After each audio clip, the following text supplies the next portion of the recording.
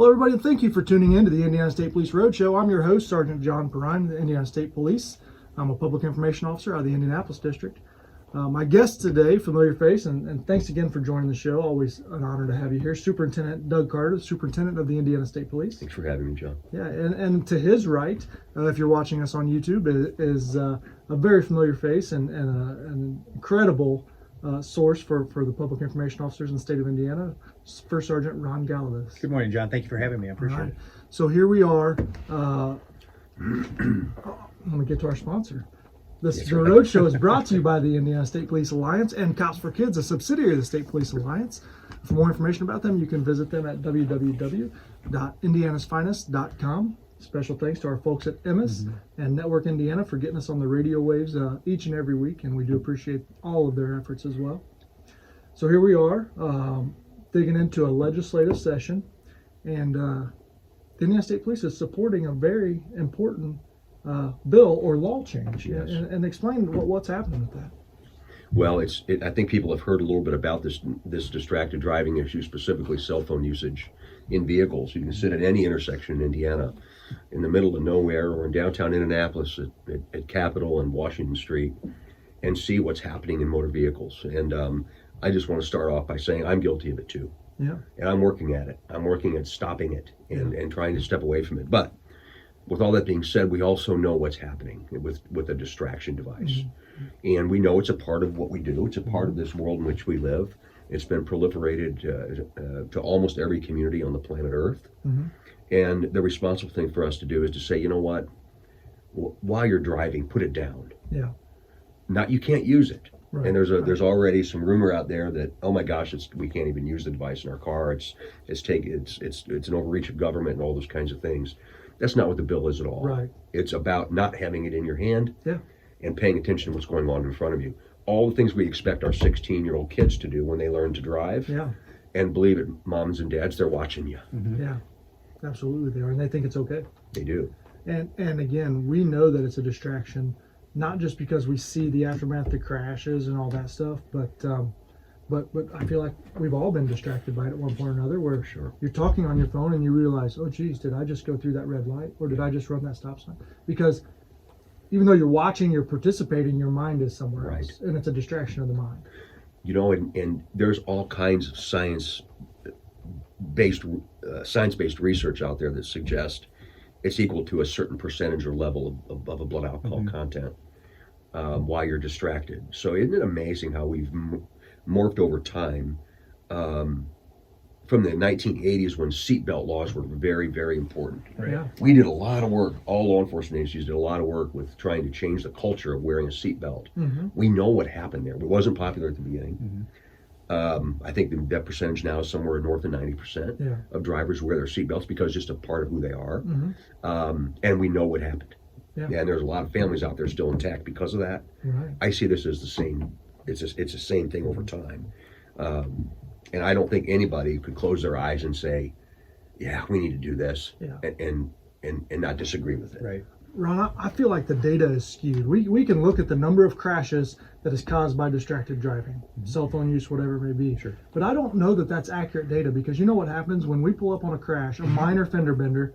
Rarely, if ever, does the person come to us and say, hey, I was on my phone. You got me. Sorry. Yeah, dog ran out in front of me, a deer. So the data that we have is low. I 100% believe that it's low. Right. So Ron, let's talk about the distraction is your cell phone, is your mind, but all the other distractions in your vehicle as well. I mean, it's almost infinite. Well, absolutely. I mean, the minute we get into our cars, radio, passengers, the sunlight, all the things in our environment that are clamoring for our attention. That doesn't include if we have a cup of coffee in our hand, a breakfast sandwich, or we've all seen it. I've seen people shaving going down the road, putting makeup on, reading a map, reading a book, their iPad. So they are infinite. And again, as we talked about, it's not about banning cell phone usage altogether. It's about keeping it out of your hand, that one less distractive device that is clamoring for your attention. Yeah. Because again, going down the road, I mean, you take your eyes off the road at 55 miles an hour for 4 seconds, you've traveled the distance of a football field. Yeah. And so whenever I've done driver's ed classes, I ask kids, hey, can you run a 100-yard dash in 4 seconds? No, but that's how far you're traveling when you're doing this. If you're looking at me on YouTube, I'm looking down at an imaginary phone, and that kind of information is what kind of drives the point home. And once those young people start getting behind the wheel, and a lot of them are emulating their parents' driving behavior. And some of the feedback I've gotten, Superintendent, was we have a texting law. We have a texting law. Why do we need this law? And a lot of people don't quite understand the texting law.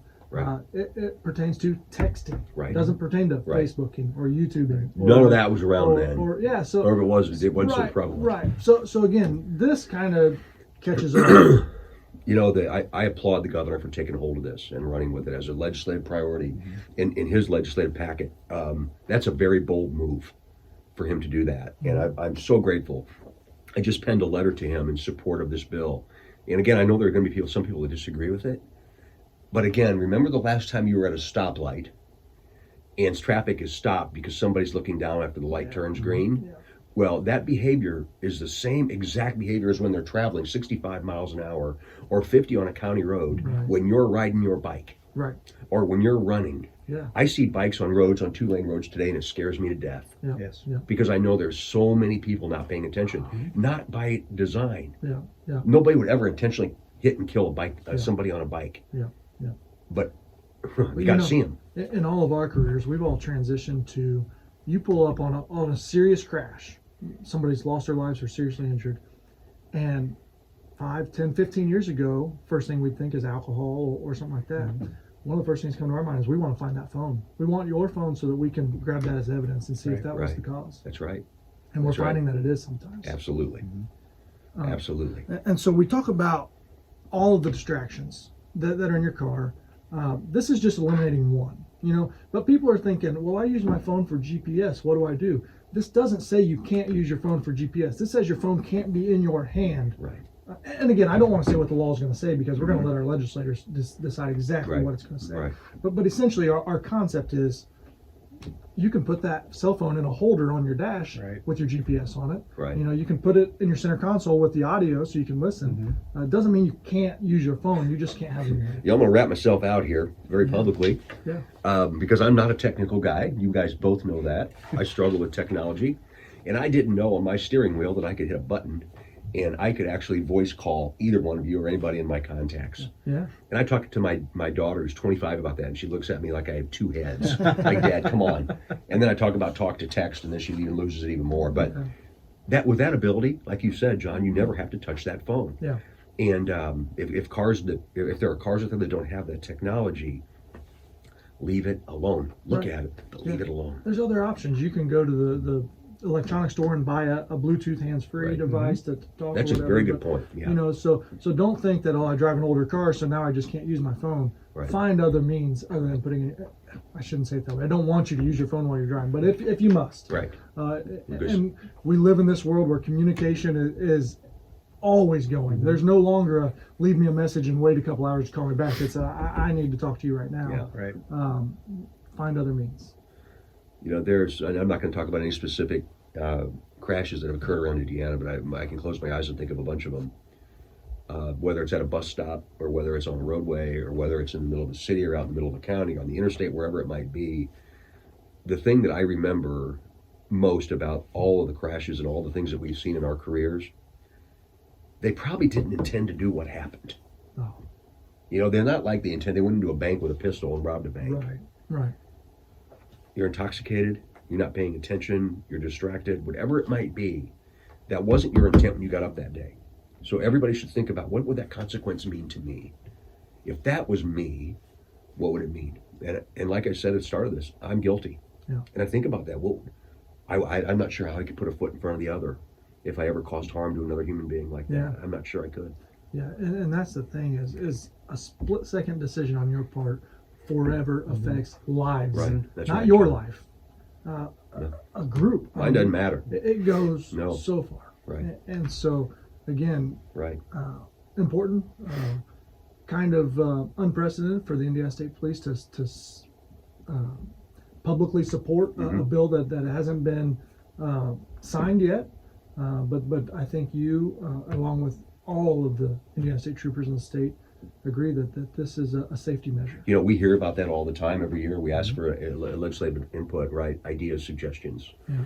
Oh my gosh, we heard you. Yeah. Because there's guys and gals all over Indiana that are pushing this information to us. You know, and the other thing I think is important, John, is that parents recognize that it's okay to say, you know what, I've been wrong. I've been doing this all these years, and I'm sorry. I had that influence on you. I mean, we have thought about that, and those of us that have older kids, it's scary. Yeah. It's scary. So, Yeah. you know, tell them, I'm going to work at this too. Yeah. Yeah.